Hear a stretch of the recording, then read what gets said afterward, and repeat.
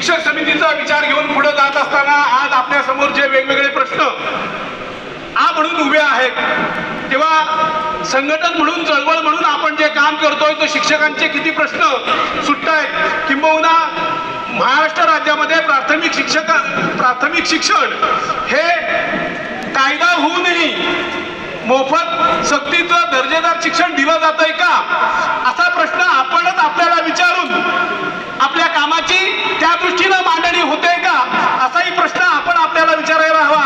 आणि असं जर विचार केला तर लक्षात येतं इतक्या वर्षाच्या चळवळीतून महाराष्ट्रामध्ये प्राथमिक शिक्षण दर्जेदार गुणवंत अशा विद्यार्थ्या, तळागाळातल्या वंचितांच्या मुलांपर्यंत आजही पोहोचलेलं नाही.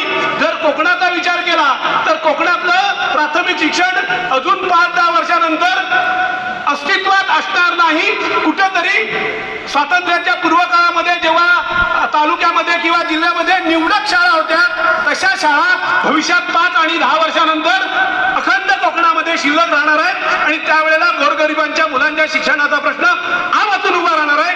अशा परिस्थितीत आपण मोफत आणि सक्तीचं शिक्षण देताना ते शिक्षण राज्य शासनाचे जी धोरणं आहेत त्या धोरणानुसार मिळतंय का? आज 7वी पर्यंतच्या शाळेत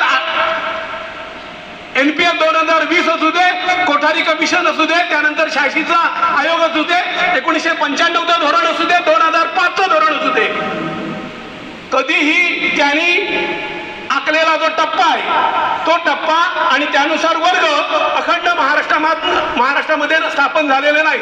4थी पर्यंतच्या शाळा आहेत, पण आताचा टप्पा किती आहे? 5वी पर्यंत. सगळ्या शाळा 5वी पर्यंत आहेत का? नाही. सगळ्या शाळा 8वी पर्यंत आहेत का? नाही. म्हणजे जे राज्य शासन, केंद्र शासन धोरण आखतं ते धोरण तसंच्या तसं राबून घ्यायलाही आपण चळवळ म्हणून यशस्वी झालेलो नाही.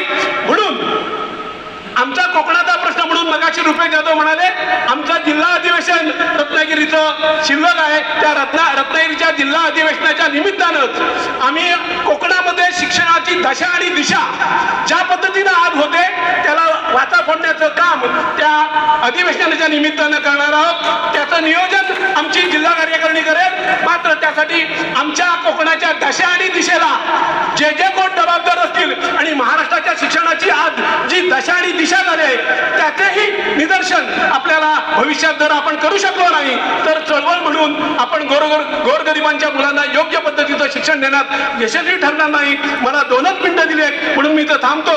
आयोजकांनी मला बोलण्याची संधी दिली त्याबद्दल आयोजकांना धन्यवाद देतो आणि इथे थांबतो. जय शिक्षण.